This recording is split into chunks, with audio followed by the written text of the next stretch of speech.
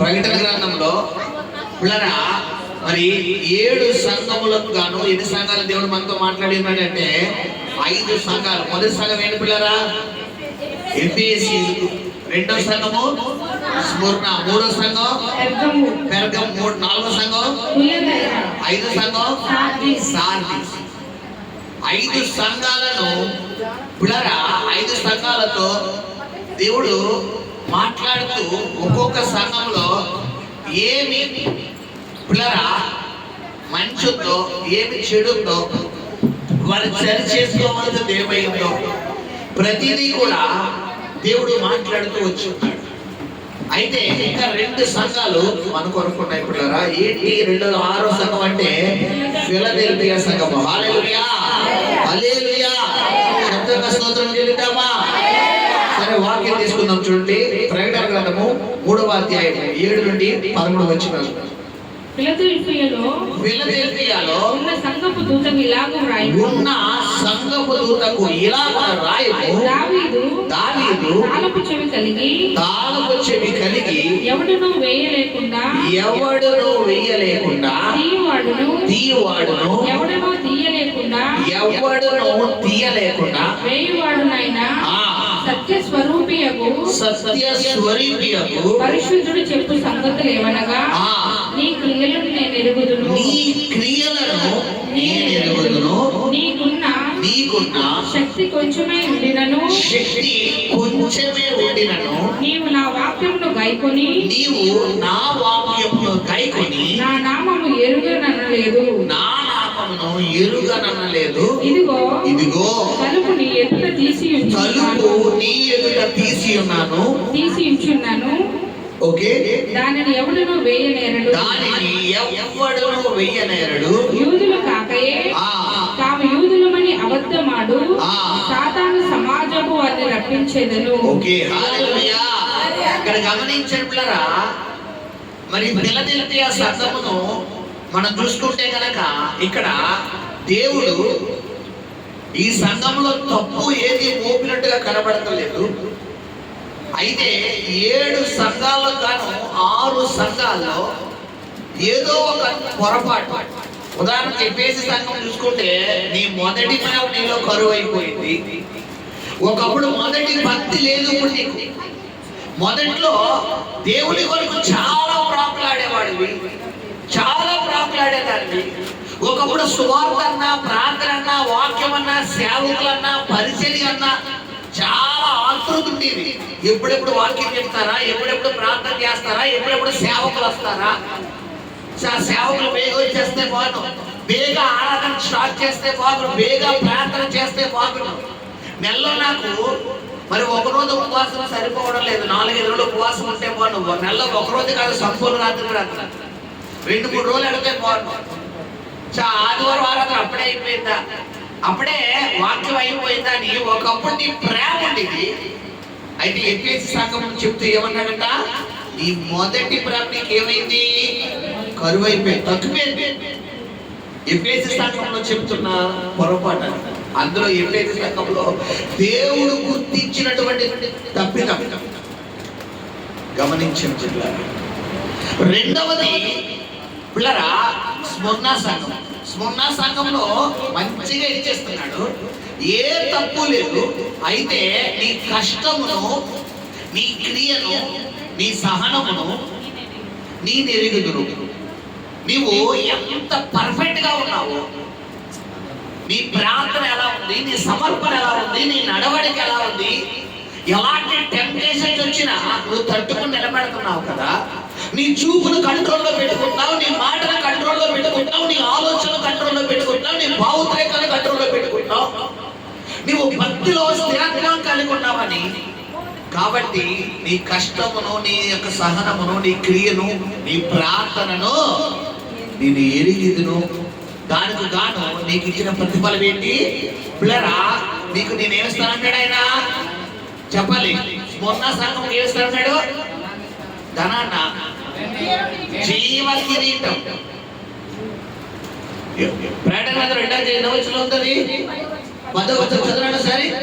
ఇదిగో నీవు శోధింపబడినట్లు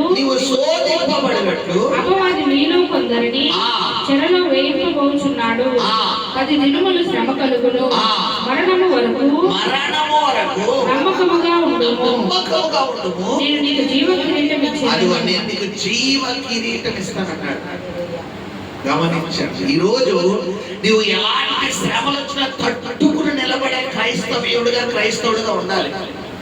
క్రైస్తవుల్లో 2 రకాలు ఉంటారు. ఒకరు బండ మీద కట్టబడిన క్రైస్తవులు, 2 ఇసుక మీద కట్టబడిన క్రైస్తవులు. బండ మీద కట్టబడిన క్రైస్తవ్యం ఎలా ఉంటదంటే, ఎలాంటి అప్పులు వచ్చినా, ఎలాంటి రోగాలు వచ్చినా, ఎలాంటి సమస్యలు వచ్చినా, చివరికి మరణమే ఏలుబడి చేసినా కూడా ఇంచు కూడా వాళ్ళు కదిలింపు రాదు. దేవుడు ఉన్నాడా, రాని అప్పు వస్తే చచ్చిపోవాలా, రోగం వస్తే చచ్చిపోవాలా, మనిషి పోతే ఏమైంది, దేవుడు పరలోకానికి వెళ్ళారంతే. గతంలో మనం చూసి ఉన్నాం, యానం బీచ్ లో ఒక సేవకుడు 2 యవనస్తులు వివాహానికి వెళ్ళి బీచ్ లో సముద్రంలో కొట్టుకుపోయారు. ఒకేసారి వయసుకు వచ్చిన, పైగా ఆ చనిపోయిన వ్యక్తి తండ్రి ఎవరనుకున్నారో పాస్టర్ గారు, కాకినాడలో పెద్ద సంఘం వాళ్ళు సేవకుడు. ఇప్పుడు సేవకుడు పిల్లరా ఏమన్నా జరగచ్చా? ఏమి జరగకూడదు. కానీ దేవుడు కొంతవరకు వారికి సమయం ఇచ్చాడు. ఆ సమయం అయిపోయి దేవుడు తీసుకెళ్ళిపోయాడు. ఇప్పుడు ఆ తండ్రి ఏమన్నాడంటే, స్టేట్మెంట్ నిజంగా అద్భుతమైన స్టేట్మెంట్. ఎలా స్టేట్మెంట్ ఇచ్చాడంటే, నా పెద్ద కొడుకుకి కీబోర్డ్ బాగా వచ్చు, నా చిన్న కొడుకుకి తబలా బాగా వచ్చు, 2 వాయిద్యకారులు. బహుశా దేవుడికి పరలోకంలో వాయిద్యకారులు తక్కువయ్యారేమో, అందుకే దేవుడు ముందుగా నా పిల్లల్ని తీసుకెళ్ళిపోయాడు. మాకంటే ముందుగాని ఎవరిని స్థుతించారమ్మా. ఒకవేళ అదే స్థితిలో మనం ఉన్నామనుకోండి, మన పిల్లలకి రోగాలు రావక, మనకి సమస్య రావకలేదు, చిన్న శోధన దేవుడు ఏం చేసాడండి, ప్రార్థన అన్నారు, వాక్యం అన్నారు. ఏం చేశాడు దేవుడు అని ఎవరు డైలాగ్ వేసేస్తాం? ఇప్పుడు చెప్పండి, స్మరణ సంఘం ఎలా అనలేదు, నీ క్రియలు ఎరిగాను, నీ సహనాన్ని ఎరిగాను, నువ్వు ఎలాంటి శ్రమలు వచ్చినా తట్టుకుని నిలబడ్డావు. నా దేవుడు ఉన్నాడు. నా కొద్ది రోజులు ఈ శ్రమలో, కొద్ది రోజుల్లో నేను విజయాన్ని చూడబోతున్నాడు, కొద్ది రోజుల్లో సమస్య నుంచి విడుదల పొందుకోబోతున్నానని స్మరణ సంఘం ఏమైందంట, తట్టుకుని నిలబడింది. 10 దినముల తర్వాత నీకు 10 దినములే, కొన్ని రోజులే, కొద్దిగా అయిపోయింది. డిసెంబర్తో నీ శ్రమ దూరం అయిపోబోతుంది. జనవరి నుంచి నీకు ఆశీర్వాదం రాబోతుంది, దీవెన రాబోతుంది, సమృద్ధి రాబోతుంది, నెమ్మది రాబోతుంది అని కొద్దిగా తినాలే అని స్ఫూర్ణ సంఘము, పెరగము సంఘం నుంచి ఏం మాట్లాడి పిల్లరా, పెరగము అంత బాగుంది, కానీ నీలో ఒకటి ఉంది. ఏంటంట? విగ్రహారాధన. విగ్రహారాధన గురించి మీకు 2 రకాలు చెప్పాడు. ఒకటి బాహ్య విగ్రహారాధన, కనిపించే బొమ్మలు, దేవుడు కాకుండా వేరొక దేవుడు అని ఆరాధిస్తున్న వ్యక్తులు కొంతమంది. నీ దేవుడని యెహోవాను నేను తప్ప నీకు వేరొక దేవుడిని. పదార్థంలోకెల్లా మొట్టమొదటి ఆజ్ఞ ఏంటమ్మా చెప్పాలి? నీ దేవుడని యెహోవాను నేను తప్ప నీకు వేరొక దేవుడు ఉండకూడదు. అలా ఉంటే నీవు పెర్గమము సంఘానికి చెందినవాడు. నీలో ఉన్న తప్పిదమ్ముడు ఈ రోజున వస్తారా చేసుకో. ఇది మొట్టమొదటి విగ్రహారాధన. అంటే 2వ విగ్రహారాధన ఏమని చెప్పారు పిల్లరా చెప్పాలి? నీవు దేవుడి కన్నా ఏ వ్యక్తికి, ఏ వస్తువుకి, ఏ యొక్క వ్యాపారం ఉద్యోగానికి మొదటి స్థానం ఇస్తావో అదే విగ్రహం. కొంతమందికి ఉద్యోగమే విగ్రహం. ఇంకా ఆదివారం కూడా ఉద్యోగం మానరు, ఆదివారం కూడా వ్యాపారం మానరు. కొంతమందికి భర్తే విగ్రహం, కొంతమందికి భార్య విగ్రహం, కొంతమందికి పిల్లలే. ఇంకా ఈయన నుంచున్నా పడుకున్నా నిద్రలో కూడా ఎవరి ధ్యాస? మా పిల్లలు. కొంతమందికి భర్త, అయ్యో వీళ్ళు ఎక్కడికి వెళ్ళా, ఇంకా భర్త, ఇంకా వీళ్ళు కదిపితే మా ఆయనండి ఇంకింతే, ఇంకా ఆయన చెప్పం. కొంతమంది మా ఆవిడండి, కొంతమంది అయ్యో మా పెద్దోడండి, అయ్యో మా చిన్నోడండి, అయ్యో మా పెద్దదండి, మా ఇంక వీళ్ళు కదిపితే ఇదే. పిల్లల మీద మమకారం ఉండొచ్చు, భర్త మీద మమకారం ఉండొచ్చు, భార్య మీద మమకారం ఉండొచ్చు, నీకు ఉద్యోగం మీద మమకారం ఉండొచ్చు, వ్యాపారం మీద మమకారం. కానీ బైబిల్ ఏం చెప్తుంది? మొదటి స్థానం నేనే అంటున్నాడు ఆయన. అసలు కాంప్రమైజ్ అవ్వడం లేదు. నాకు తప్పదు, దేనికి మొదటి స్థానం ఇచ్చినట్టు నీకు ఏం చేసేస్తాడు ఆయన? విరోధం చేశాడు. ఇప్పుడు మనం ప్రేమించిన వ్యక్తి మనతో జీవితాంతం ఉండాలా? మనతో కయ్యానికి రావాలా? చెప్పాలి. ఇప్పుడు బయటికి ఎవరైనా దాటిపోతున్నాడు వచ్చి మన మీద తిరుగుబాటు చేయడం మనం పట్టించుకుంటావా?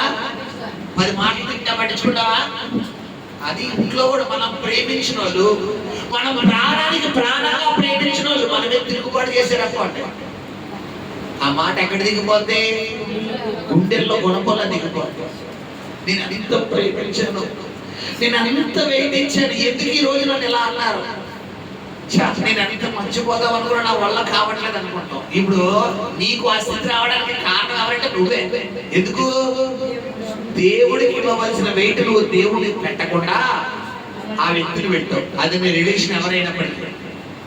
కొంతమందికి ఫ్రెండ్సే, ఇంకా దేవుడి ఇంట్లో వాళ్ళు కూడా అవసరం లేదు. వీళ్ళకి ఎవరమ్మా? వీళ్ళకి కావాల్సిన ఫ్రెండ్స్. ఇంక వీళ్ళకి ఏం కావాలో ఫ్రెండ్స్ చెప్పిందే అంటారు. ఇంకా ఈ తల్లిదండ్రులు మాట పట్టించుకొని ఎవరు మాట పడే ఫ్రెండ్స్. గమనించండి బిడ్డలారా, పెరగమ సంఘంలో మొదటి పొరపాటు ఏంటంట? విగ్రహారాధన. రెండోది ఏంటి? చారత్వం, అంటే వ్యభిచారానికి సంబంధించిన శరీర కార్యాలు. ఈరోజు నీ దేహము దేవుని ఆలయం అన్న విషయం ఏమో కూడా సంగమా మర్చిపోకూడదు. ఎవడైనా నా ఆలయాన్ని పాడు చేస్తే వాడిని పాడు చేస్తాను. పెరగమ సంఘంలో పొరపాటు. నాలుగోది తుయ్యతరా. నీ మొదటి క్రియల కన్నా నీ కడపటి క్రియలు మరి ఎక్కువైనా. అదిగో ఒకప్పుడు కొద్దే పాపం చేసేవాడు. కొంతమంది చూడండి, దేవుళ్ళకి రాకముందు పిల్లరా వీరికి మన మాటలో చెప్పాలంటే కోటర్ అలవాటు. దేవుళ్ళకి రాకముందు ఎంత కోటర్ అలవాటు అంటే ముందు. ఇప్పుడు దేవుళ్ళకి వచ్చి ఈయన ఫుల్ అయిపోతాడు. యాక్చువల్లీ దేవుళ్ళకి వచ్చిన తర్వాత ఆ కోట కూడా మానేయాలా? ఫుల్ అవ్వాలా? చెప్పలే, మానేయాలి. కొంతమంది అసలు బాప్తీసం తీసుకుని ఎల్లో మార్పు రాదు. ఒకప్పుడు బూతులు, ఇప్పుడు అయ్యే బూతులు. ఒకప్పుడు దుర్భాషలు, ఇప్పుడు అయ్యే దుర్భాషలు. ఒకప్పుడు కోపం, ఇప్పుడు అదే కోపం. ఏ మార్పు? ఈ మొదటి క్రియ కన్నా కడపటి క్రియ ఏమైపోయింది అన్నాడు? మరి ఎక్కువైపోయింది. ఒకప్పుడు గొప్ప భక్తి చేసేవాడిని చేసేదాన్ని, ఇప్పుడు అది కూడా కరువైపోయింది. ఒకప్పుడు రోజుకి ఒక 5 నిమిషాలుగా ప్రార్థన ఉండేది దగ్గర. ఒకప్పుడు రోజుకి 1 నిమిషంలో ప్రార్థన ఉండేది. ఇప్పుడు ప్రార్థన అతనికి ఏమైపోయిందంటే పిల్లరా దూరం అయిపోయింది. హల్లెలూయా, హల్లెలూయా. గమనించిన పిల్లరా,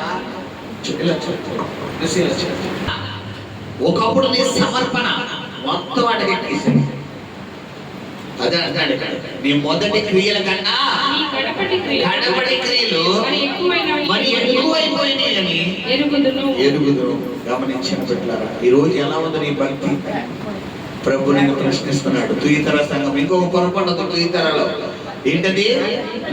ఏంటమ్మా? విగ్రహమునకు బలిచ్చిన వాటిని ఏం చేస్తున్నాడు తుయితర సంఘము? కొంతమంది క్రైస్తవులు అన్న వాళ్ళే మీకు గతించిన వారం చెప్పాను, మీకు అన్నదానాలకు వెళ్ళిపోతారు. అంత నీకు లేకుండా దేవుడు చేస్తాడా? చెప్పండి సార్. బైబిల్లో క్లియర్ గా ఉంది కదా, విగ్రహమునకు బలిచ్చిన వాటిని తినకూడదు అని. ఇప్పుడు నువ్వు అనుకోవచ్చు, పాస్టర్ గారు ఆ దేవుడి ముందు పెట్టలేదు. పర్పస్ ఏంటి? పర్పస్ అన్న మాటకు అర్థం ఏంటి? ఉద్దేశం ఏంటి? నీ పెళ్ళిది పెట్టారా? నీ పుట్టినది పెట్టారమ్మా? చెప్పలే. నీ ఇంట్లో పుట్టినది పెట్టారా? నీ ఇంట్లో పుట్టినది కూరంతా అన్నదానం చేస్తున్నారే, అప్పుడు తెలుసు కదా. అవి అన్నంలే ఉందండి. ఈ మధ్యకాల ప్రసంగాలు వచ్చినాయి కదా, అవి అంటే పేట చేసి చేయొచ్చు. ఇంకా ప్రసంగం ఏంటంటే ఈ ఊరంట ఎక్కడ పెట్టారు? ఇప్పుడు చెప్పాలి. ఈ వరి మరి నాటిన తర్వాత ఇవన్నిటికీ వరి పూజ చేస్తారంట. బట్టల వ్యాపారం చేసే వ్యక్తి బట్టల వ్యాపారం దగ్గర పూజ చేస్తారంట. మరి అప్పుడు నువ్వు పూజ చేసి కట్టుకుంటున్నావు కదా, అవి ఫలించినవి కాదా మరి అని డైలాగులు కొంతమంది సేవకులు చెప్తే బైబిల్లో ఉంది, అంగడివాడి కొట్లో నుంచి తీసుకున్న వాడికి ఏముండదంటే పిల్లరా పాపం ఉండదు. అంగడివాడు అంటే ఎవరో వ్యాపారస్తుడు, అమ్మేవాడు. నువ్వు కొట్లో కొనుక్కుంటున్నావు, ఆడెక్కడంటే దేనికంటే అంటే నువ్వు డబ్బులు ఇచ్చి కొనుక్కున్నావు, ఊరిలో తెచ్చుకున్నావా? అంతెందుకు మనం టిఫిన్ సెంటర్కి వెళ్తాం. టిఫిన్ సెంటర్లో ఉదాహరణకు మన రాజమండ్రిలోనే కొన్ని సెంటర్లు ఉన్నాయి. ఆ సెంటర్లో కొన్ని కొబ్బరికాయలు ఎక్కడి నుంచి వస్తాయో మీకు చెప్తే మీరు అక్కడి నుంచి తిని మానేస్తారు. కొన్ని సెంటర్ల పేరు కూడా చెప్పుకోండి, లైవ్ వెళ్తాయి కాబట్టి. కొన్ని సెంటర్లు ఉన్నాయి. నేను ఆల్రెడీ గట్టలో హోటల్ ఫీల్డ్లో చేసినాడు కాబట్టి నాకు అన్నీ తెలియదు. చాలా మంది తెలియదు. అయ్యో మనకి చెప్పి చాలా బాగుంటుందండి. ఎక్కడి నుంచి చెప్పాలి, ఆ పక్కనే గుడి, ఆ గుడి నుంచి వచ్చేస్తాయి. ఆ బయట కొనుక్కోవాలంటే కొబ్బరికాయ 15 రూపాయలు, ఈ దగ్గర అయితే కొబ్బరికాయ ఆ ట్యాంక్ చూసా 2 రూపాయలు 3 రూపాయలు. ఎంత లాభం? 12 రూపాయలు లాభం. మరి లాభం వదులుకుంటారా? ఇప్పుడు చెప్పండి, మళ్ళా చెట్టి అడిగి మరి వేసుకుంటాం మనం. శనగపప్పు కొబ్బరికాయని ఇంకా అడిగి మరి వేసుకుంటాం. అబ్బా పలానా హోటల్లో చట్నీ భలే ఉంటుందండి. ఎక్కడి నుంచి వస్తుంది చట్నీ? ఇప్పుడు బైబిల్ ఏం చెప్తాడు? అంగడి వాడి కొట్లో. అది వ్యాపారం నుంచి నువ్వు కొనుక్కుంటున్నావు కాబట్టి నీకు పాపం రాదు. విషయం ఏంటంటే తెలిసి చేయకూడదు అంటాడు ఇక్కడ. ఈ తుయతర సంఘంలో ప్రత్యేకత ఏంటంటే తెలుసు అది విగ్రహారాధనకు సంబంధించింది. అది పలానా వినాయక చవితికి పెట్టారు, పలానా దశమికి పెట్టారు, తెలుసు. అనౌన్స్ చేస్తారు, బొమ్మ ముందే పెడతారు. మనం కూడా ఏం చేస్తాం? లైన్లో నిలబడి పీడించుకుని తింటాం. ఇంకా విచిత్రం తీసుకెళ్ళి ఏం చేస్తారమ్మా? ఇంటికి తీసుకొచ్చేస్తారు. ఓ ప్లేట్ ఇంటికి తీసుకొచ్చేస్తారు లైన్లో నిలబడి. ఇప్పుడు నీకోసమే చెప్తున్నాడు, తుయితర సంఘం నువ్వు విడిచిపెట్టి నువ్వు సంఘములు ఎంత పడాలంటే, దేవుడు రాకడలో ఎంత పడాలంటే, ఈరోజు నీలో ఈ లక్షణం ఉండకూడదు. ఒకప్పుడు ప్రార్థన కన్నా ఇప్పుడు నీ ప్రార్థన పెరగాలి కానీ దిగజారిపోకూడదు.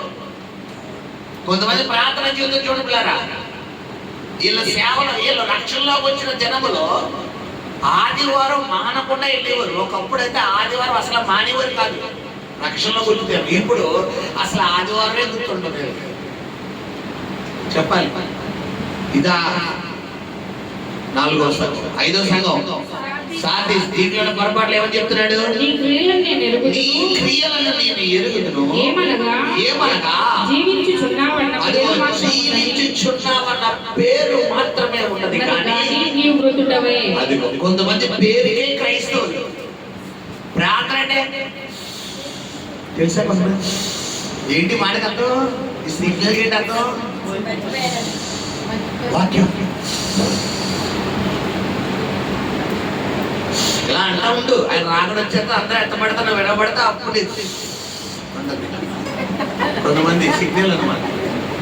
గమనించండి బిడ్డలారా, నువ్వు జీవించుచున్నావన్న మాత్రమే, నువ్వు పేరుకే క్రైస్తవుడు, పేరుకే బాప్తిసం తీసుకున్నావు, పేరుకే రొట్టె ద్రాక్షరసం తీసుకున్నావు, కానీ నీలో క్రీస్తు లేడు.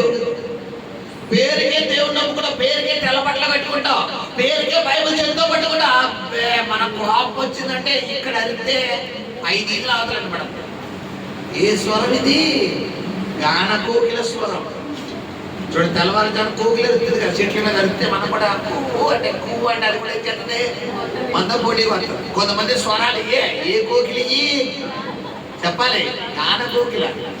ఇలా దేవుడి సన్నిధిలో పాడబడ్డానికి వస్తుందమ్మా ఈ స్వరం అంటే, అబ్బే వాక్యం చేయడం వస్తుందంటే అబ్బే. ఎలా ఉంది ఈరోజు నీ భక్తి? జీవించుచున్నావన్న పేరుకు మాత్రమే, పేరుకు మాత్రం చర్చికి వెళ్తావు, పేరుకు మాత్రం పరిచయకి వెళ్తావు, పేరుకు మాత్రం వాక్యం. లోకంలో సాగుతుంది పేరు గొప్ప ఊరు దెబ్బ అంటే ఏంటంటాం? పేరు సోమరం, ఊరు ఇంకా పేరుకు మాత్రం దేవుడు బిడ్డ అబ్రహాం గారు పేరు, ఈయన అసలు విశ్వాసం ఉండదు. పేరుకి యోసేపు, ఎవరు యోసేపు? చెప్పాలి, ఫలించని కొమ్మ. యోసేపు జీవితంలో హిస్టరీయే కానీ వీళ్ళ హిస్టరీ లేదు.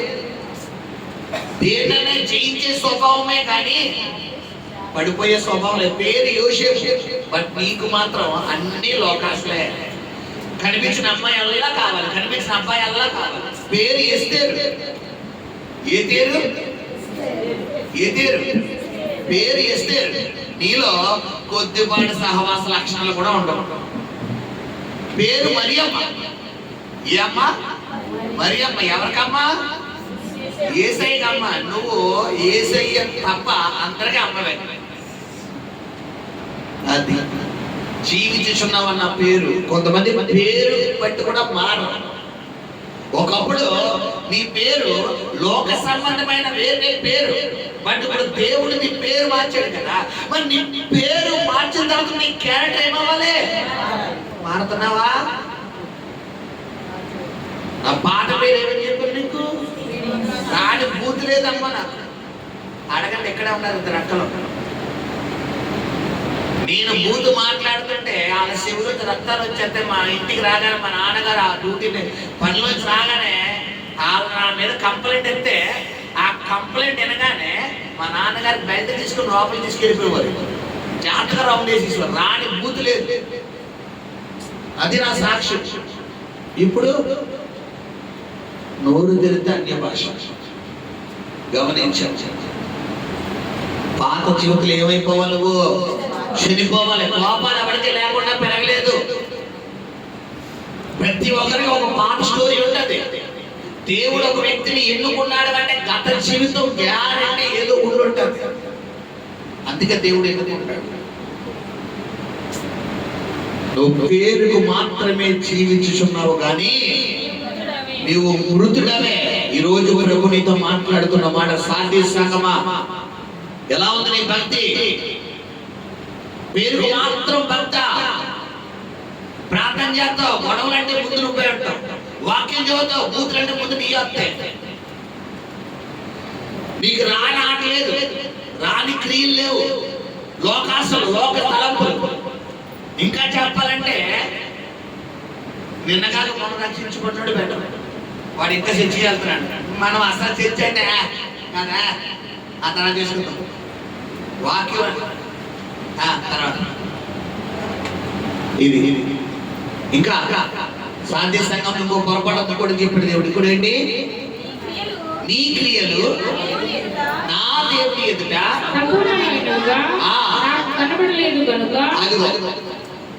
ఆయనకి కనబడలేదు. నీ భక్తి, నీ సమర్పణ కనబడలేదు.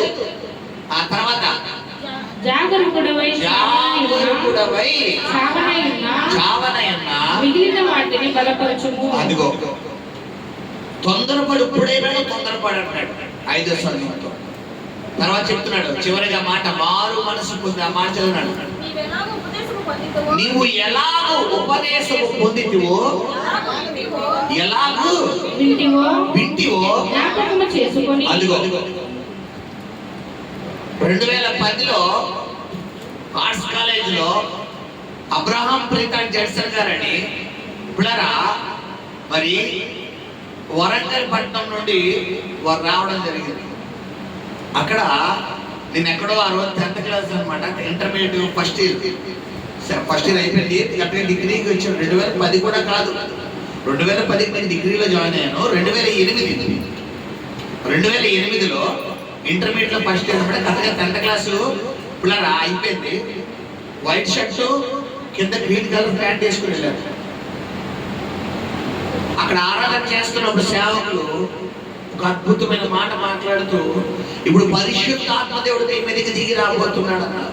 అసలు నేను అంటాను, అప్పుడే నాకు పరిశుద్ధాత్మ అంటేనే తెలియదు. పరిశుద్ధాత్మ దిగి రావడం ఏంటి? ఏసే కదా దిగి రావాలి, ఈయనెవరు అని అలా తెల్లబోచి వస్తాను.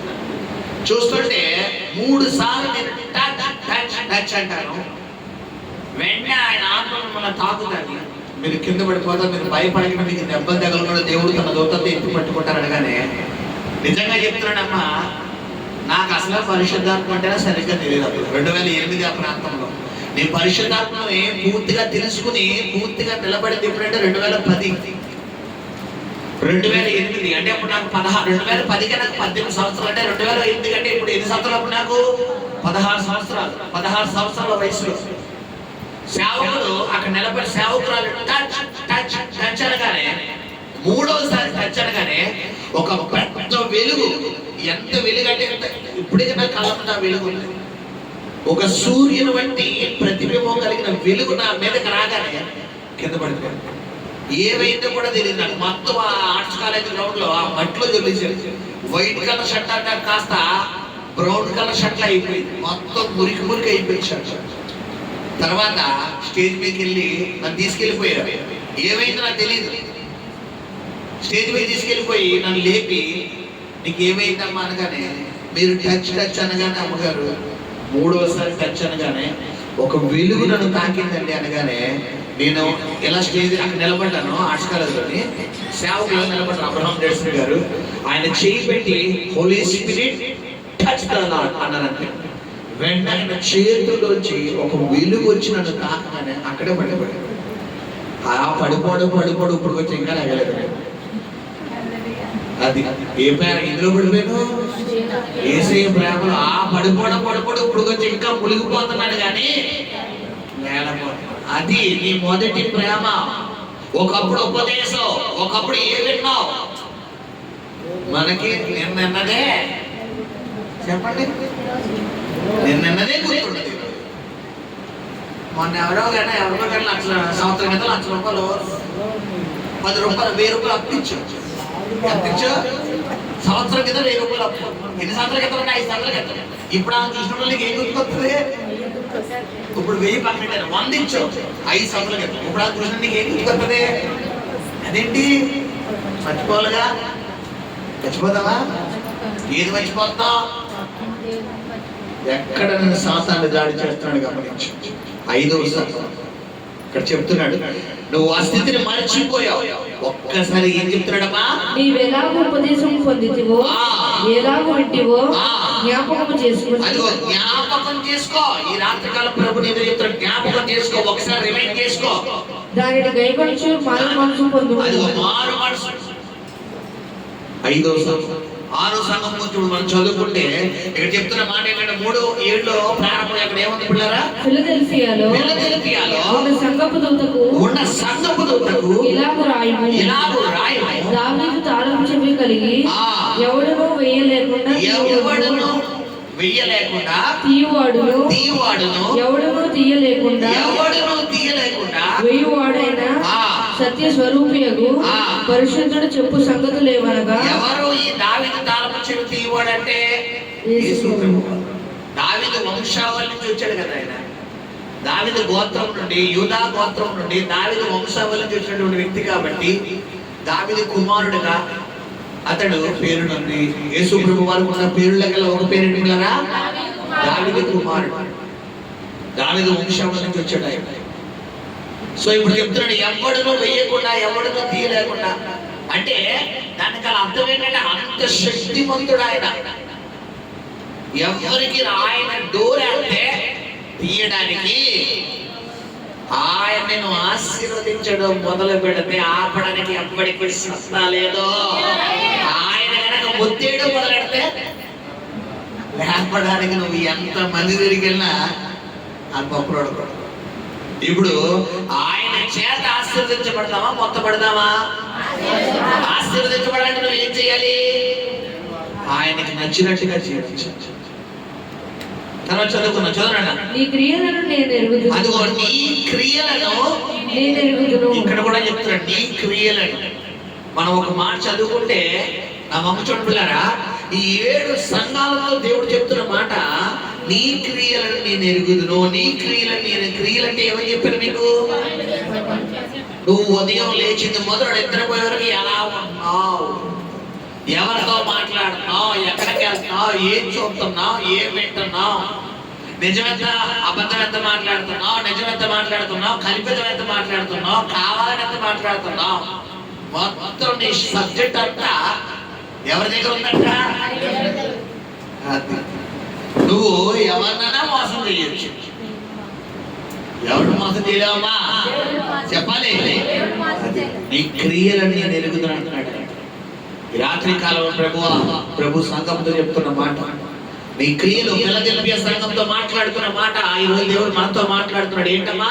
నీ క్రియలు నేను ఎరుగుదును, నీకున్న శక్తి కొంచెమై అదిగో నీకున్న శక్తి కొంచెమై ఉన్నను, నీవు నా వాక్యమును గైకొని నా నామము ఎరుగుదన లేదు. ఏంటమ్మా? నా నామము ఎరుగుదన లేదు. అదిగో నీకున్న శక్తి కొంచెమే.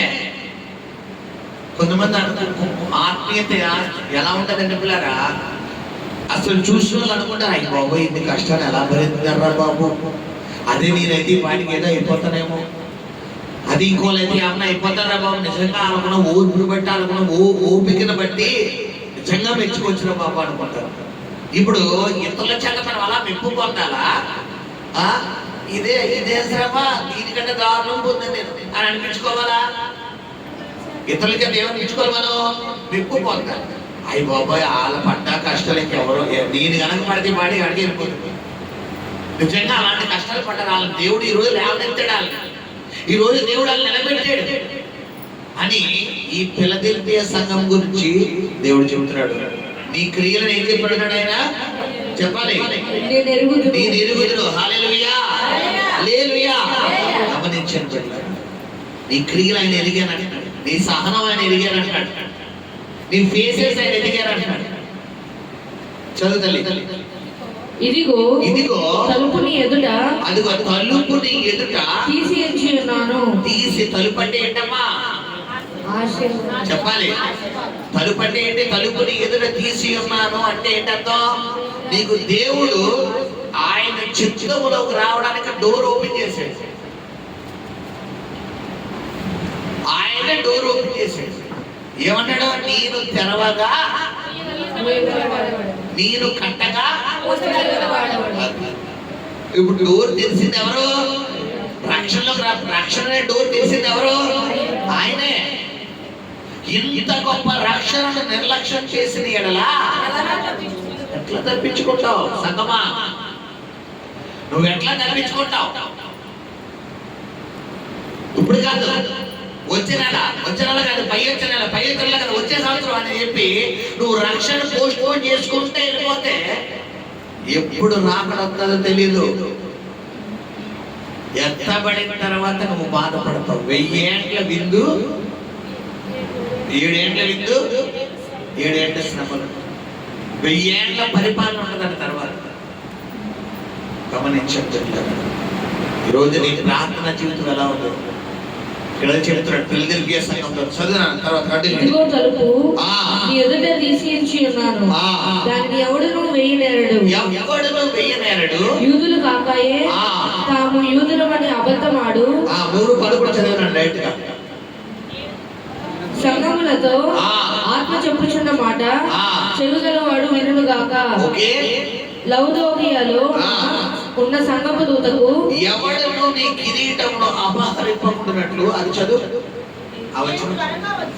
నేను త్వరగా వచ్చుచున్నాను, ఎవడును నీ కిరీటమును అపహరింపకుండానట్లు నీకు కలిగిన దాన్ని గట్టిగా పట్టుకొనుము. ఏంటమ్మా? నీకు కలిగిన దాన్ని గట్టిగా పట్టుకో. నీ కిరీటం అంటే ఏంటి చెప్పాలి? నీతి కిరీటం, జీవ కిరీటం, అక్షయ కిరీటం, మహిమ కిరీటం, పరిశుద్ధ కిరీటం. బైబిల్లో చాలా కిరీటాలు ఇచ్చాడు దేవుడు. నీకు కలిగిన కిరీటాన్ని అపహరింపకుండానట్లు ఎవరు అపహరించారు? ఎవరు? సాతానుడు. జీవ కిరీటం. యాకోబు 1:13 అన్నాడు, ఏంటా? శోధన సహించేవాడు ధన్యుడు, అట్టివాడు శోధనకు నిలిచిన వాడే దేవుడు అనుగ్రహించు జీవ. ఇప్పుడు నువ్వు శోధనలో నిలబడితే దేవుడి ఒక కిరీటం ఇస్తాడు. ఏంటా కిరీటం? జీవ కిరీటం. నువ్వు నీతిగా ఉంటే నీకు కిరీటం ఇస్తాడు. ఏ కిరీటం అది? నీతి కిరీటం. నువ్వు ఎల్లప్పుడూ మహిమతో నింపబడితే ఏమిస్తాడంట? మహిమ కిరీటం. ఎవరికి ఎన్ని కిరీటాలుంటే అంత ఆధిక్యత. మీకు ఒక విషయం చెప్పాలి. క్రికెట్ స్టేడియం ఎంతమందికి తెలుసు? స్టేడియం క్రికెట్ మనం ఎప్పుడే వెళ్ళలేదు, కానీ టీవీలో చూస్తాం కదా ఈ IPL మ్యాచ్లు అవి. బాగా క్రికెట్ దగ్గరగా ఉన్న రేట్ ఎక్కువ ఉంటుంది. ఆ స్టేడియం కూర్చుంది దూరంగా ఉన్నది ఎక్కువ ఉండదా? చెప్పాలి. దగ్గరగా ఉన్నది ఎక్కువ ఉంటుంది. ఎందుకు దగ్గర ఉన్నది ఎందుకు ఎక్కువ? లైవ్ మ్యాచ్ ఎలా చూస్తాం మనం? కళ్ళతో చూస్తాం. ఆ కిక్ వేరు. లైవ్ మ్యాచ్ మనం పిల్లరా కళ్ళతో చూస్తే ఆ కిక్ వేరు. దూరంగా పెట్టినడికి ఏమంటారు? పైన పెద్ద స్క్రీన్ అంటారు. వీళ్ళందరూ మనకి ఎలా కనబడతారు? సేవలా కనబడతారు. కొన్ని లక్షల మంది వస్తారు కాబట్టి మనం ఎక్కడో 1000 రూపాయలు టికెట్ తీసుకుంటాం. ఏవో 10,000 టికెట్ 1000 రూపాయలు 5,000 తీసుకుంటాం. ఆ ఎనక కూర్చున్న టికెట్ అంటే ఎంత? 50,000 1,00,000 రూపాయలు ఉంటుంది ఒక టికెట్. ఆ టికెట్ 50,000 1,00,000 రూపాయలు. ఆ 1,00,000 రూపాయలు పెట్టాలి. ఒక గంట 2 గంటలు మ్యాచ్ చూస్తారు. ఆ గంట అదో సాటిస్ఫై చెప్పారు. ఎవరి నుంచి అది కాదు. ఆ 1,00,000 మంది కొంటే ఈ వాడిని అప్పులు తీరిపోతే కదా అని మనం అనుకుంటాం. వాళ్ళు ఏమనుకుంటారు? ఆ 1,00,000 ఉంటే మ్యాచ్ చూస్తాం కదా అని వాళ్ళు అనుకుంటారు. ఇప్పుడు నేను అంటాను, ఈ క్రికెట్ స్టేడియం ఫ్రంట్ ఎండ్ నుండి ఎలాగైతే దేవుడి పిల్లరా ఆ మ్యాచ్ చూస్తామో పరలోకంలో కూడా కేటగిరీలు ఉన్నాయంటే. నువ్వు ఈ భూమి మీద ఉన్నప్పుడు ఎన్ని కిరీటాలు అయితే నువ్వు ధరించుకుంటావో ఆ కిరీటాలను బట్టే నీకు దేవుడు పరలోకంలో ప్లేస్ సెట్ చేస్తాడు. పరలోకం సినిమాకి వెళ్ళడం బెటరా, బాల్కనీలో కూర్చుని సినిమా చూడడం బెటరా? సినిమా చూడడం బెటర్ అంటే నేల 10 రూపాయలు. అవునండి, నేల 10 రూపాయలే. సినిమా తెర ఎలా ఉంటది? ఎంత పెద్ద తెర ఉంటుంది. దాన్ని ఎలా చూడాలి? సినిమా ఏ వరకు ఇంటికి వెళ్ళాక ఏం చేయాలి మనం? జాగ్రత్తగా మెడ కాపలా పెట్టి వేడి నీళ్ళతో ఒక 2 రోజుల వరకు మెడ ఎలా ఉంటది? ఇప్పుడు ఒక 100 రూపాయలు నాకు కాదనుకుంటే శుభ్రంగా అడిగి కూర్చుంటాం, బాల్కనీలో కూర్చుంటాం. శుభ్రంగా కూర్చుని చక్కగా పాప్కార్న్ ఇట్టుకునే సినిమా ఏమంటారు? ఆ సమోసాలు ఇట్టుకుని శుభ్రంగా తింటే ఇలా కూర్చుంటాం. ఇప్పుడు నేను అంటాను, దేవుడి మహిమా స్వరూపుని నువ్వు దగ్గర నుండి చూడాలి అంటే నీ జీవిత విధానం ఎలా ఉండాలంటాడు ఆయన. పర్ఫెక్ట్ గా ఫిలదెల్ఫియాతో అంటాడు అదే. నీకు కలిగి ఉన్న కిరీటంను అపహరింపకున్నట్లు నువ్వు జాగ్రత్తగా పట్టుకోవాలి. సాధారణ గ్యారంటీ టెంప్టేషన్. యోసేపు వచ్చిందా లేదా టెంప్టేషన్? చెప్పాలి. యోసేపు ఉన్న కిరీటం ఏంటి? నీతి కిరీటం. చెప్పాలి. నీతి కిరీటం. యోబుకు వచ్చిన కిరీటం ఏంటి? జీవ కిరీటం. ముండ్ల కిరీటమా? జీవ ముండ్ల కిరీటం ఒకరికి ఎత్తారమ్మా. ఎవరైనా ముండ్ల కిరీటం ఎవ్వరు ఎట్టుకోలేదు. ఆయన ఒక్కడే జీవ కిరీటం. యోబుకున్న జీవ కిరీటాన్ని సాతాను ఏం చేద్దాం అనుకున్నాడు, కానీ దొంగలించగలిగాడా? చెప్పాలి. గమనించి ఈరోజు నీ కిరీటం అపహరింపకున్నట్లు నువ్వు గట్టిగా పట్టుకుంటాడు. ఫిలదెల్ఫియా సంఘంతో. హల్లెలూయా. చివరిగా లవదోకియా సంఘం చూసుకున్నప్పుడారా మరి గమనించండి. లవదోకియా 3:14-22. లవదోకియాలో ఉన్న సంఘపు దూతకు ఇలాగ రాయను. ఏంటమ్మా? ఆమె నడవాడును నమ్మకమైన సత్య సాక్షియు చెప్పు సంగతులు ఏమనగా, ఆమె నడవాడు చెప్పు సంగతులు ఏమనగా నీ క్రియలు నేను ఎరుగుదును. నీ క్రియలను అదిగో లవదోకియా సంఘం గురించి ఏం చెప్తున్నాడమ్మా? నీ క్రియలను నేను ఎరుగుదును. నీవు చల్లగానైనను వెచ్చగానైనను లేవు. నీవు చల్లగానైనను వెచ్చగానైనను ఉండినా నేను నీవు వెచ్చగానైనను చల్లగానైనను ఉండక నులువెచ్చనిగా ఉన్నావు కనుక నేను నిన్ను నా నోట నుండి ఉమ్మివేయ ఉద్దేశించుచున్నాను. ఏంటి చల్లగా ఏంటి వేడిగా అంటే వివరిస్తాను, ఆలోచించండి. ఇక్కడ మంచి చల్లగా ఉంది. ఈ చల్లదనం కాదు, వాక్యమైన చల్లదనం చక్కగా వస్తుంది మనకి. చాలా బాగా అబ్బా దేవుడు మాట్లాడుతున్నాడు, వాక్యం నాతోనే మాట్లాడి చక్కగా వస్తుంది. ఇప్పుడు ఇంటికి వెళ్ళాక చక్కగా సినిమా వస్తుంది. ఎందులో? టీవీలో. ఇప్పుడు ఆ వేడి వేడి సినిమా చూసేసరికి ఈ వాక్యం అంతా ఇందులోకి వెళ్ళిపోతే గాల్లోకి వెళ్ళిపోతుంది. ఇంటికి వెళ్ళిన సీరియల్ వస్తుంది. ఆ వేడి వేడి సీరియల్ చూస్తాం, అది వెళ్ళిపోతుంది. ఇది వెళ్ళిపోతుంది. మనకి ఇది కావాలి, ఇంటికి వెళ్ళాక సినిమా కావాలి, ఇక్కడ వాక్యమో కావాలి, ఇంటికి వెళ్ళాక సీరియల్ కావాలి. ఇప్పుడు అదే చెప్తున్నాడు, నువ్వు దేవుళ్ళో చల్లగా ఉండాలనుకో, దేవుళ్ళో మెచ్చగా ఉండాలనుకుంటావా, ఉండు. ఒకవేళ లోకంలో మెచ్చగా అనుకున్నా ఉండు. అయితే అటో అడుగు ఇటో అడుగు. నీకు లోకం కావాలంటే లోకంలోకి వెళ్ళిపో, దేవుడు కావాలంటే దేవుడిలో. చల్లగా నాయనను వెచ్చగా నాయనను ఉండక నువ్వు వెచ్చని స్థితిలో ఉంటే ఏం చేస్తాడు దేవుడు? అదిగో ఆయన మనుషులందరూ మనల్ని బిలేస్తే ఎవరు పట్టుకున్నారమ్మా ఈరోజు చెప్పాలి? మనుషులందరూ వచ్చి వీళ్ళెందుకు పనికిరాడు అన్నారు. ఎవరిని? సేనాపట్టిన వ్యక్తి. మనుషులందరూ ఇది పెద్ద అని అన్నారు. ఎవరిని? సమరస్త్రీ. మనుషులందరూ వీడు వేస్ట్ రా అన్నారు. ఎవరిని? తప్పిపోయిన కుమారుడు. అలాంటి వాళ్ళందరికీ ఎవరు క్యారప్ అయ్యారు? దేవుడు క్యారప్ అయ్యారు. అందరూ వదిలేసారు సమరస్త్రీ. నీళ్ళు తోడు కూడా ఎప్పుడు రావాలి సాధారణంగా చెప్పాలంటే? అయితే ఉదయం లేదా సాయంత్రం. సూర్యుడు రాకముందు, సూర్యుడు వెళ్ళిపోయిన తర్వాత. మిట్ట మధ్యాహ్నం 12 గంటలకు వచ్చేవాళ్ళు ఎవరన్నా ఉంటారా? సూర్యుడు ఎక్కడ 12 గంటలకే నడినెత్తి మంచి ఎండ. ఆ టైంలో ఎందుకు వస్తుంది సహోదరు అంటే అక్కడ ఎవ్వరూ ఉండరు. అంటే ఏంటి అర్థం? మనుషులందరికీ అమ్మాయి ఏమవుతుంది? భయపడతారు. పాపాత్ములైన స్త్రీ తన కూడా అందరూ వదిలేసారు. వ్యభిచారణ స్త్రీ భక్తులైన మరి కూడా అంతే.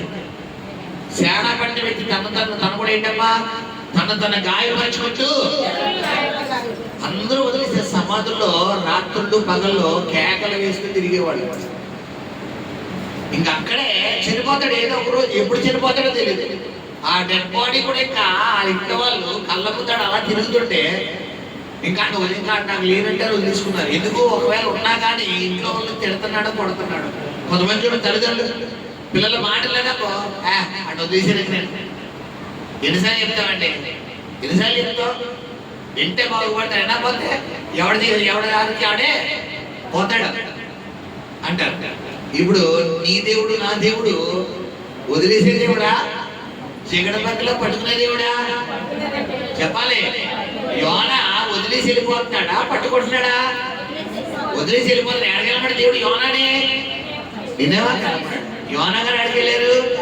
చాలా మంది దేవుడి చింత నుంచి దూరంగా వెళ్ళిపోతారు. నువ్వు వెళ్ళిపోయినా కానీ కీర్తనకారుడు దావీదు, యెహోవా నేను ఆకాశమునకు నృత్యుని వేసేకిరను, నేను పాతాళమందు పండుకొనెను, నేను అక్కడికి వెళ్ళగలనయ్యా అన్నాడు. ఈరోజు దేవుడు నీతో మాట్లాడుతున్నాడు. నువ్వు ఆయన చిత్తాన్ని వదిలి ఎన్ని పరుగులు తీసినా ఆయన కంట్లోంచి నువ్వేం చేయలేవమ్మా, తప్పించుకోలేవు బిడ్డ. లౌదోక్య సంఘంతో ఆత్మ చెబుతున్న మాట ఏంటమ్మా చెప్పాలి? చెవి గలవాడు ఆత్మ చెబుతున్న మాట వినును కాక. నువ్వు చల్లగా ఉన్నావో వెచ్చగా ఉన్నావో ఈరోజు గమనించుకో. నువ్వు వెచ్చని స్థితిలో ఉంటే ఆయన ఉమ్మ వేస్తాడు. తన చదువుకున్న చదువునా నువ్వు అదిగో ఏమంటే ఇవన్నీ బిరుదులు ఏ సంఘానికే? లౌదోక్య. ఏమంటే గొప్పగా పొగుడుతులేదు ఆయన. ఇది చేస్తున్నాడు లౌదోక్య సంఘాన్ని. ఏమన్నాడు? దౌర్భాగ్యుడు. ఆ మాటకు అర్థం ఏంటి? దౌర్భాగ్యుడు. దౌర్భాగ్యుడు చెంట, చెంట ఇవన్నీ రామిన తిట్లు.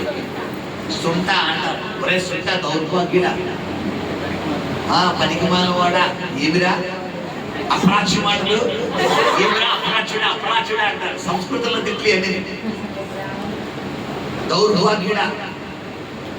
భాగ్యుడు అంటే ఏంటి చెప్పాలి? భాగ్యుడు అంటే ఎవరు? భాగ్యుడు అంటే ఆస్తిపరుడు. దౌర్భాగ్యుడు అంటే ఈడంత దరిద్రుడికి ఎవరు లేడు. ఇప్పుడు లౌదోక్యాకి ఇస్తున్న బిరుదేంటి?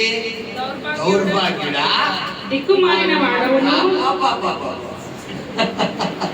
నువ్వు నులివెచ్చన స్థితిలో ఉంటే నీకు వచ్చే బిరుదులు సాక్షాత్ ఎవరెత్తున్నారు ఈ బిరుదులు చెప్పాలి? నోబుల్ అవార్డు కాదు, ఆస్కర్ అవార్డు అంతకన్నా కాదు. ఏంటి అవార్డు? నువ్వు దౌర్భాగ్యుడు, దేవుడే చెప్తున్నాడు నువ్వు దౌర్భాగ్యుడు. ఇంకా తీసుకొని సినిమా అయిపోయినట్టే. నువ్వు దౌర్భాగ్యుడు, దిక్కుమాలిన వాడు. తర్వాత అద్దుగో చూసుకోండి అమ్మా, ఎవరు చెప్తున్నాడు దరిద్రుడని? దేవుడే. ఈరోజు గమనించి పెట్టారా? తర్వాత అది గుడ్డివాడు అంటే ఏంటి అర్థం? గుడ్డివాడు అంటే ఏంటి చెప్పాలి. నీకు దారి తెలుస్తలేదు, ఈటెల్లాలో తెలుస్తలేదు. కొంతమంది చూడండి, అన్నా ప్రార్థన చేసుకో, అక్క ప్రార్థన చేసుకోండి, అన్నా తెలుసులే, నువ్వు వెళ్ళు, నువ్వు చెప్తేనా. ఇప్పుడు ఒక గుడ్డివాడికి త్రోవ చూపించగలమా? చెప్పాలి. ఒక కంట్లున్న వాడికి ఒక గుడ్డివాడికి త్రోవ చూపించగలడు. ఇప్పుడు దేవుడే నేను గుడ్డివాడు అన్నాడంటే ఒరిజినల్ గా గుడ్డివాడు అని అర్థమా? సత్యం ఏం చేయలేకపోతున్నాం, మనం గుర్తించలేకపోతున్నాం.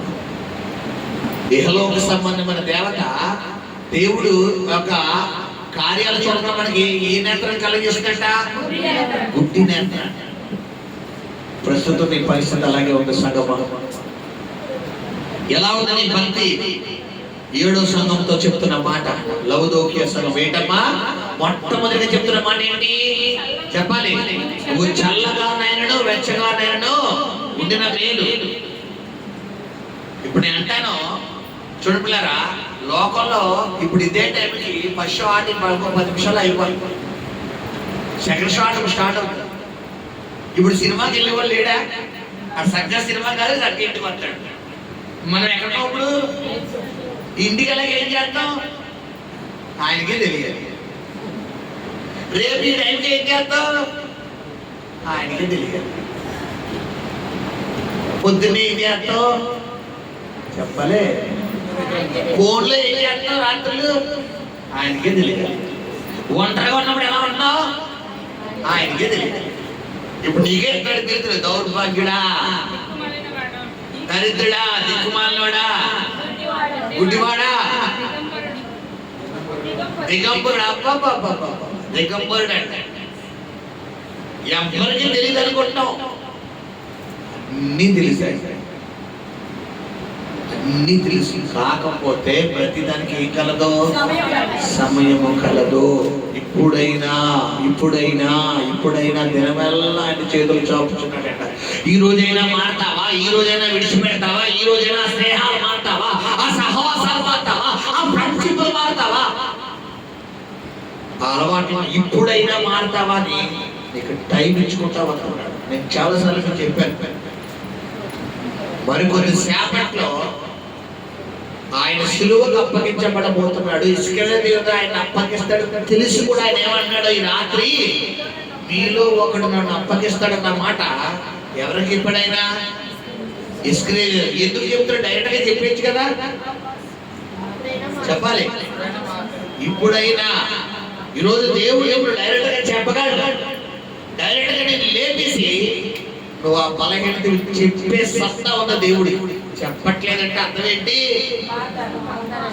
నలుగురిలో మన దేవుడు ఏం చేసే దేవుడు కాదు, పరువు దేవుడు. నీకు ఒక అవకాశం ఇస్తున్నాడు ఆయన. ఇప్పుడైనా నీ క్యారెక్టర్ మార్చుకో, నీ బిహేవియర్ మార్చుకో అని లవదోకియతో మాట్లాడుతున్నాడు. చివరిగా చదువున్నాను. నేను ధనవంతుడను, ధనవృద్ధి చేసి ఉన్నాను, నాకేమీ కొదవలేదని చెప్పుకొనుచున్నావు. నీవు ధనవృద్ధి చేసుకున్నట్లు అగ్నిలో పుటము వేయబడిన బంగారమును నీ దశమల సిగ్గు కనబడకుండానట్లు ధరించుకొనుటకును తెల్లని వస్త్రములను నీకు దృష్టి కలుగునట్లు నీ కన్నులకు కాటుకను నా యొద్ద కొనుమని చెప్పుచున్నాను. ఏంటమ్మా ఇక్కడ ఏం చెప్తున్నాడు? ధనవంతుడు అంటే కొంతమందికి డబ్బు ఉందని గర్వం. మాకేం తక్కువ లేదండి, మాకు అన్నీ ఉన్నాయి. ఎందుకు కొంతమంది ప్రార్థన, అయ్యా ప్రార్థన ఎందుకు చేసుకోవాలండి? మాకు అప్పులు లేవు, మా ఇంట్లో అందరూ బాగున్నారు, మాకు ఏ రోగాలు లేవు, ఏ సమస్యలు లేవు, చాలా హ్యాపీగా ఉంది మా ఫ్యామిలీ. కొంతమంది చెప్పే స్టేట్మెంట్ అనమాట. అంటే నువ్వు దేవుడు నమ్ముకోవాలంటే నీకు ఏముండాలి? సమస్యలు ఉండాలన్నమాట. ఆయన తెలుసు నువ్వు భక్తి చెయ్యాలనుకుంటే, నాకు శోధన రావాలని నువ్వు అనుకుంటే, ఈ రాత్రి ఏం చేయగలడు ఆయన? ఎలా చేయగలడు? గేడు తీసేస్తాడు అంతే, మొత్తం తన్నుకుంటూ వచ్చేస్తాడు. ఆనకట్టలో వచ్చి వాటర్ వచ్చినట్టు. కొంతమంది స్వభావం, మాకు పర్వాలేదండి, మాకేం అక్కర్లేదు, మా ప్రార్థన మాకెందుకండి. కొంతమంది నేను సువార్త చేస్తున్నప్పుడు కొంతమంది నాకు ఇచ్చే స్టేట్మెంట్ ఏంటంటే, తమ్ముడు మాకు అంతా హ్యాపీగానే ఉంటుంది, మా ఇంట్లో అంతా అప్పుడు మనసులో అనుకుంటారు, నువ్వే అక్కర్లేదు. గతంలో నేను విశ్వాసంగా ఉన్నప్పుడు ఒక హోటల్లో క్యాషియర్ కింద పనిచేసేవాడు. ఒకరోజు ఒక సహోదరుడు చిన్న సమస్య నిమిత్తం వస్తే, అతను నా దగ్గరికి రాకుండా అతను దేవుడి గురించి చెప్పాను. అతను ఇచ్చే స్టేట్మెంట్ ఏంటంటే, తమ్ముడు నాకు అంతా బాగానే ఉంది, నాకు కాదు, కానీ ఎవరన్నా కష్టాల్లో ఉంటారు కదా అలా చెప్పి మాట్లాడి నాకు అవసరం లేదు. ఓకే బ్రదర్, థ్యాంక్ యూ అని షేక్ హ్యాండ్ ఇచ్చి ఊరుకోండి. ఒక నెల రోజుల తర్వాత రోజు టిఫిన్ చేసేవాడు. ఆ రోజు రెస్టారెంట్కి వచ్చాడు, టిఫిన్ తింటలే, అలా డల్గా కూర్చున్నాడు. హాయ్ బ్రో అనగానే ఎందుకు డల్గా ఉన్నా అంటే, ఏం లేదు బ్రో అన్నాడు. చెప్పండి పర్వాలేదంటే, ఏం లేదు మనసు బాగలేదు. మీకేం బ్రో హ్యాపీ అన్నాడు. ఊరుకో బ్రో మా మాట. అయ్యయ్యో మీకేం తక్కువ, హ్యాపీ చక్కగా అంతా హ్యాపీ లైఫ్ ఉండదు. నువ్వు అనంతరం అన్న నా మాట ఏంటి చెప్పండి, ఏమైంది చెప్పండి అంటే, తన బాధ అంతా చెప్పుకుని వచ్చాడు. నేను ప్రార్థన చేయనా అని అడిగాను. చేయి బ్రో. ఈ మాట ముందు వచ్చిందా? కొంతమంది ముందు వస్తుందా? ఎప్పుడు వస్తుంది చెప్పాలి. ఒక జలకి తినేస్తాడు. నేను అంటాను, ఈ జలకి తినకముందే దేవుడి కుర్రోడిని పరిచయం చేసుకున్నారు కూడా లేదా? కానీ కుర్రోడు వచ్చాడా? కొంతమందికి పిల్లరా దెబ్బ తగిలితే గాని దేవుడి విలువ తెలియదు. ఓ దెబ్బ పడాలి. పిల్లలు కొంతమంది చెప్తే మాట వింటారు. అదంటే కొంతమంది ఓ దెబ్బ వేయాలి, ఓ దెబ్బ వేసాక అదేదో ముందే ఉండమంటే ఉండమడ ఎలా వేస్తారా, ఎక్కుతారు ఇది ఎక్కుతారు. ఇందాక అదిలా ఆధార్ అప్డేట్ కోసం పొద్దున్న మధ్యాహ్నం 3 గంటలకు వెళ్ళాను, 3:30కి వెళ్ళాను. ఇందాక 7 గంటలకు వచ్చాను. ఆ పోస్టర్ ఒక్కడే తీసుకెళ్ళింది. ఆ పోస్టర్ ఆ పళ్ళని ఎక్కుతుంది, ఆ సరుగులు లాగేస్తుంది, కంప్యూటర్ దగ్గరికి వెళ్ళిపోతుంది, అవి లాగేస్తుంది, చూసాను ఓపికలా కలుగుతాను. హాయిగా ఒక దెబ్బ వేసేది ఇంకా అంతేలాగా. మళ్ళా నేను రమ్మని దాకా ఇంకా కట్టలేదు. అంటే ప్రతి మనిషి 2 యాంగిల్ ఉంటాయి, 2 యాంగిల్ ఉంటాయి. ఆయన తెలుసు నేను ఎప్పుడు దెబ్బకొట్టాలో, ఎప్పుడు కూర్చోబెట్టాలో. ఇప్పుడు గమనించండి, ఇక్కడ లవదోక్యంలో చెప్తున్న మాట ఏంటంటే, నువ్వు ఏంటంట, నువ్వు దిగంబరి అంటున్నాడు. చివరిగా చెప్తున్న మాట, నీవు ధనవృద్ధి చేసుకున్నట్లు అగ్నిలో పుటము వేయబడిన బంగారమును నీ దిశమల సిగ్గు కనబడినట్లు ధరించుకొనుటకు తెల్లని వస్త్రములను. ఇక్కడ బంగారము అన్న మాటకు అర్థం ఏంటంటే విశ్వాసం. నీ దిశమల్ల అంటే నీ దిగంబరత్వం అంటే నీ ఆత్మీయతలో ఉన్నటువంటి స్థితి. ఆదామవలో పిల్లరా ఏ నేత్రాలు కోల్పోయి ఏ నేత్రాలు వచ్చినాయి? వాళ్ళకి బాహ్య నేత్రాలు వచ్చినాయి. వీళ్ళకి అసలు పాపమే అంటే ఏంటో తెలియని టైంలో దిగంబరులుగా ఉంటారు. చిన్న ఎగ్జాంపుల్ చెప్తాను. చంటి పిల్లలు మన ముందు స్నానం చేసి పరిగెట్టుకుంటూ వచ్చేస్తారు. చంటి పిల్లలకి ఏమన్నా ఆలోచన ఉంటాయా? ఒక 2-3 సంవత్సరాలు 4-5 సంవత్సరాలు చంటి పిల్లలు స్నానం చేసి ఇంట్లో పరిగెట్టుకుని అడిగి తిరిగేస్తారు బట్టలు లేకుండా. వాళ్ళకి ఏమన్నా ఆలోచనలు ఉంటాయా? వయసుకు వచ్చిన పిల్లలు మెమోరీ పెంచుకునే. ఇప్పుడు ఆదామలో ఆ వయసులో ఉన్నంత వరకు కూడా దేవుడు ఆ మైండ్ ఏ మైండ్ లో ఉంచాడు? నీ మైండ్ ఎలా ఉండాలి ఈరోజు? కానీ మన మైండ్ ఎలా ఉంటుంది? పాపానికి ఏం చేస్తున్నామ్మా? పరిగెట్టాం.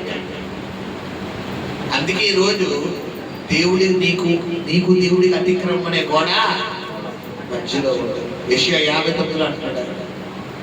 గమనించండి. ఉందా? చదవాలి.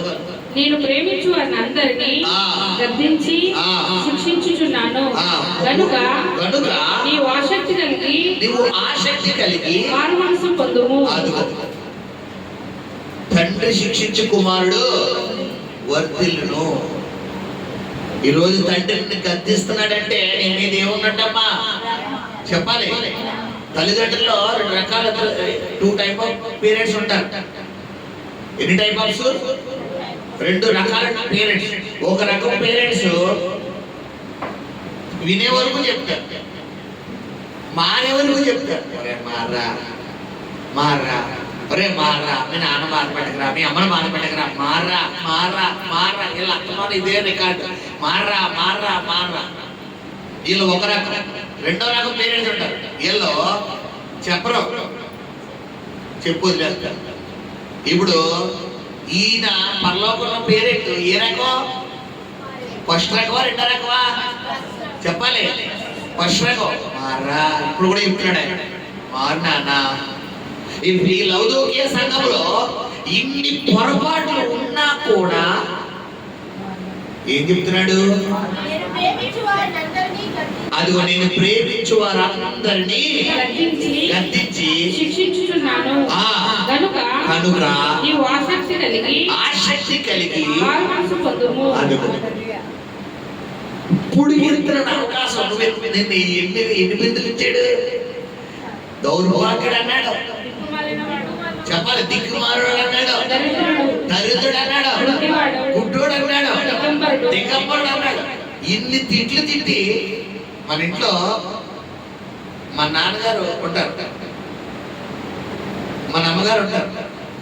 తిట్లు అన్ని తిట్టేసి వచ్చాను సాగు అంటారా లేదా? అట్టి జడ పడిపోంటారా? మళ్ళా తినకపోతే ఎవరికి బాధ? తినలేదు మళ్ళీ ఇంకో కొత్త తిట్లు తినాలి.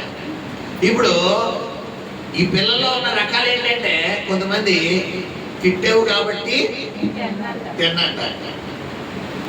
ఇప్పుడు మళ్ళా తినలేనందుకు కొత్త తిట్లు తెచ్చుకుని గుర్తు తెచ్చుకుని మరీ తిడతారు.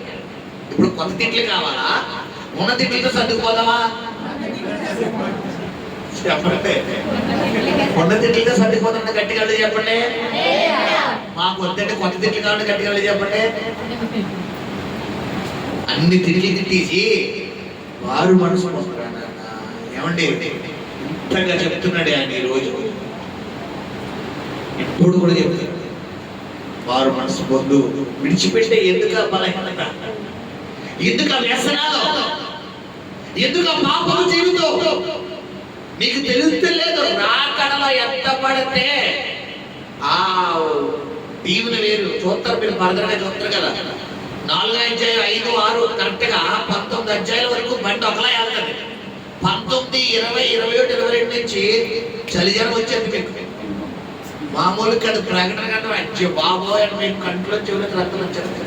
అలాంటి భయం అంటే ప్రకటన గంటలు. రాకడలో ఎలా 7 దూతలతో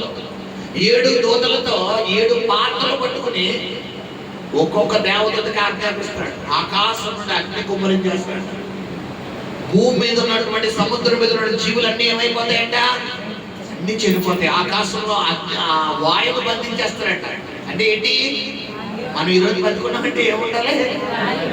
వాయువు బంధించేస్తే శ్వాస అయిపోతుంది. ఇప్పుడు గాలి ఆడదు. ఒక 5 నిమిషాలు మనం మొహం మీద కలర్ కట్టుకున్నాం అనుకోండి అంటావా? ఇప్పుడు వాయువు బంధించాడు. ఒక దేవతలు ఏం చేద్దంట?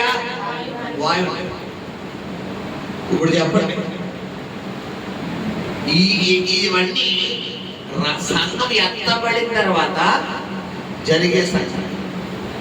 ఎత్తబడక ముందు నీకు ఈరోజు దేవుడు చెప్తున్న మాటలు, ఎత్తబడే గుంపులో నీవు ఉండాలంటే నీవు ఎలా ఉండాలంటున్నాడు? నీ మొదటి ప్రేమకు మళ్ళు నువ్వు ఏ స్థితిలో నుండి పడిపోవో అది జ్ఞాపకం చేసుకో. నీలో ఏ తప్పు లేకుండా సరి చేసుకో. విగ్రహారాధన అనే బలహీనతను విడిచిపెట్టు. ఆయన తప్ప వేరొక దేవుడు నువ్వు ఆరాధించకూడదు. క్లియర్ గా బైబిల్లో 1, 2 కాదు 100 సార్లు దేవుడు చెప్తాడు, నేనే దేవుణ్ణి. నేనే దేవుడిని, నేను తప్ప వేరొక దేవుడు ఉండకూడదు. నేను సరే యెషయా గారు మాట చెప్తాను మీకు. యెషయా గ్రంథం 44 6 చదువుకుంటారా? ఇశ్రాయేలు రాజైన యెహోవా వారి విమోచకుడనై సైన్యములకు అధిపతి యెహోవా ఇలాగూ సెలవిచ్చుచున్నాడు, నేను మొదటి వాడను కడపటి వాడను, నేను తప్ప ఏ దేవుడును లేడు. ఆదిలోనున్న జనమును నియమించినది మొదలుకొని, ఆదిలో ఉన్న జనమును నియమించింది మొదలుకొని, నేను తెలియజేయచ్చు వచ్చినట్లు తెలియజేయగలవాడెవడు? అదిగో నేను చెప్పినట్లు చెప్పగలడు ఎవడన్నాడు ఆయన. పౌరుషం చెప్తున్న మాట.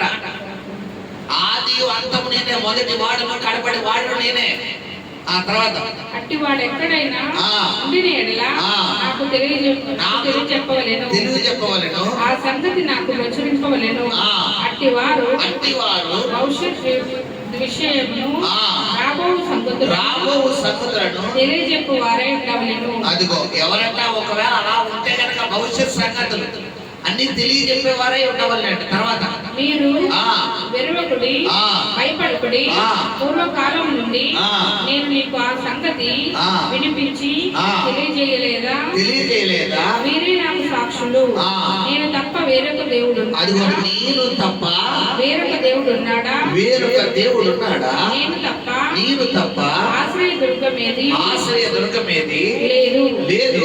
ఉన్నట్టునే చూడండి, మీకు ఒక్కొక్కటి జాగ్రత్తగా నేను చింతన రేపు చూపించుకుని వెళ్తాను. 43 12 చదువునా? 11 43 11. నేను నేనే యెహోవాను, నేను తప్ప వేరొక రక్షకుడు లేడు. 15 అదే యెహోవానగు నేనే నీకు పరిశుద్ధ దేవుడను, ఇశ్రాయేలు సృష్టికర్తనగు నేనే నీకు రాజును. తర్వాత చదువుకుందాము. చూడండి 44:2. నిన్ను సృష్టించి గర్భములో నిన్ను నిర్మించి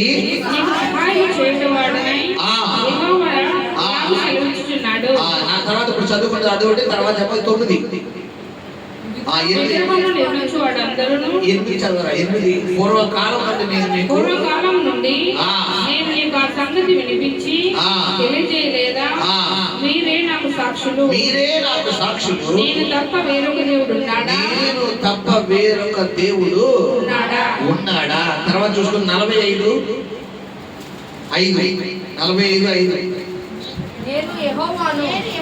నేను యెహోవాను, మరి ఏ దేవుడును లేడు. తర్వాత 6 తూర్పు దిక్కు నుండి పడమటి దిక్కు వరకు నేను తప్ప ఏ దేవుడును లేడని జనులు తెలుసుకున్నట్లు నీవు నన్ను ఎరుగుకునేటప్పటికి నిన్ను సిద్ధపరచుదని యెహోవాను నేనే. నేను తప్ప మరి ఏ దేవుడును లేడు. 14 4వ వచనం చదువు. 4వ లైన్. నిశ్చయముగా ఈ మధ్య దేవుడు ఉన్నాడు, మరి ఏ దేవుడును లేడు. ఆయన తప్ప ఏ దేవుడును లేడు. చాలా ఇంకా కావాలా? చెప్పండి, చాలా ఇంకా కావాలా?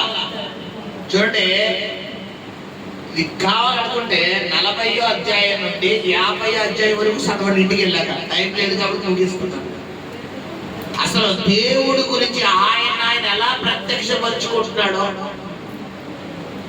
యెషయా ప్రవక్త ద్వారా దేవుడు క్లియర్ గా చెప్పాడు. ఎంత రోషంగా చెప్తున్నాడు ఆయన. నేనే, నాకు పోటీ లేడు.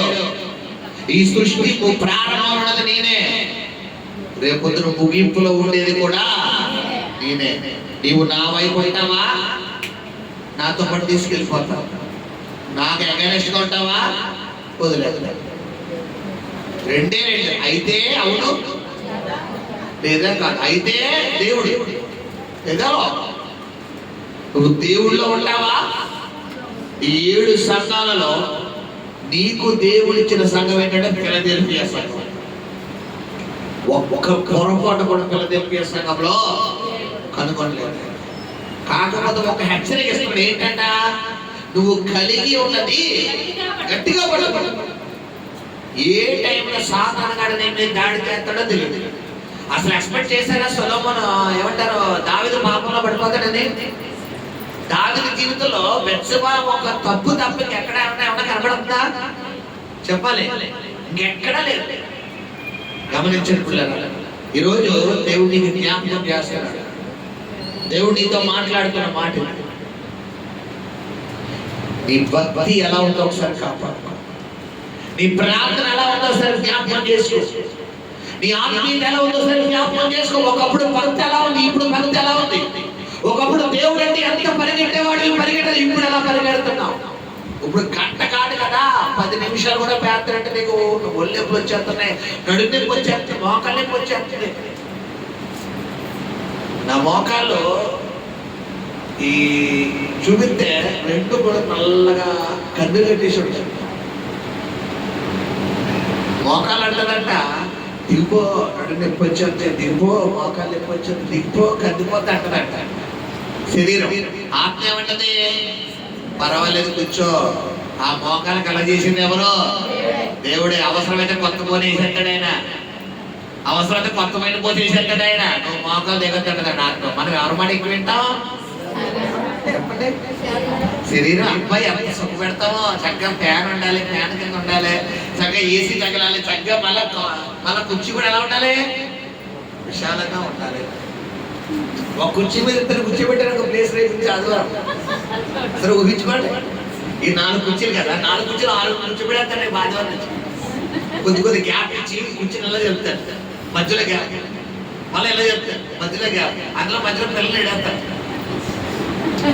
నైజీరియా రేపు ఆదివారం కొత్త ఆలోచన వచ్చింది. 2 ఆదివారం వస్తారు సిటీకి. బాబు పాస్టర్ గారు ఒక కుర్చీ మీద 2 ఇద్దరు కూర్చోబెడతారా బాబు? ఎంత ఇరికేట మాత్రం మరి 2 కూర్చోబెడతారా? కూర్చోలేకపోతున్నాడు. ఇప్పుడు ఏమంటున్నాడు ఆయన అంటే, పిల్లరా సర్దుకో, నువ్వు ఏ స్థితి నుండి వచ్చివో జ్ఞాపకం చేసుకో. ప్రేమగా చెప్తున్నాడు ఆయన. గమనించండి, నీతిమంతుని గద్దింపు పైన విషయం. దేవుడు నేను గద్దిస్తున్నాడు ఈరోజు. నీ భక్తి వైపు ఒకసారి టర్న్ అవు. ఎక్కడ నీ భక్తి ఆగిపోయింది, ఈ రాత్రి మళ్ళా నువ్వేం చేయాలని రీస్టార్ట్ చేసి మళ్ళా పునఃప్రారంభించు. దేవుడే నీకు విజయాన్ని ఇవ్వబోతున్నాడు. దేవుడు ఆయన రాకలను ఎత్తింపు చేయబోతున్నాడు.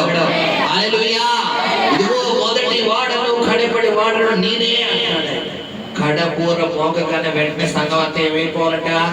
కనురెప్ప పాటులో ఎత్తబడిపోవాలి. హల్లెలూయా. వచ్చేవారు 4వ అధ్యాయం గురించి చెప్పుకున్నాం, ప్రార్థన చేసుకుందాం. పరిశుద్ధము నమ్మకం కనికరము కలిగిన ప్రియపరలోకపు తండ్రి, రాజానికి వందనాలు చెల్లిస్తాం. ఇదిగో 7 సంఘములతో ఆత్మ చెబుతున్న మాట చెవి గలవాడు వినుడుగా కాని రీతిగా అయా 7 సంఘాల గురించి మీరు మాతో మాట్లాడి ఉన్నారు నాయన. ఎఫెసీ సంఘము గురించి, ఆయా స్మరణ సంఘము గురించి, పెర్గము సంఘము గురించి, తుయితైరా సంఘము గురించి, సార్దీ సంఘము గురించి, ఫిలదెల్ఫియా సంఘము గురించి, లవొదికయ సంఘము గురించి, ఒక్కొక్క సంఘంలో ఒక్కొక్క పొరపాటును, ఒక్కొక్క తప్పిదమును మీరు మాకు నేర్పిస్తున్నాయినా. ఈ రోజు నాయన మా భక్తిని సరి చేసేదయ్యా. ఒకప్పుడు మా భక్తి ఎలా ఉంది, ఇప్పుడు మా భక్తి ఎలా ఉంది. ఒకప్పుడు మా సమర్పణ ఎలా ఉంది, ఇప్పుడు మా సమర్పణ ఎలా ఉంది. ఒకప్పుడు మా మోకాల ప్రార్థన ఎలా ఉంది, ఇప్పుడు మా మోకాల ప్రార్థన ఎలా ఉంది. ఒకప్పుడు మా ఆత్మీయత ఎలా ఉంది, ఇప్పుడు మా ఆత్మీయత ఎలా ఉంది. ఒకప్పుడు దేవుడి వరకు మా పరుగు ఎలా ఉంది, ఈ రోజు మా పరుగు ఎలా ఉంది. నువ్వు జ్ఞాపకం చేసేవాడు.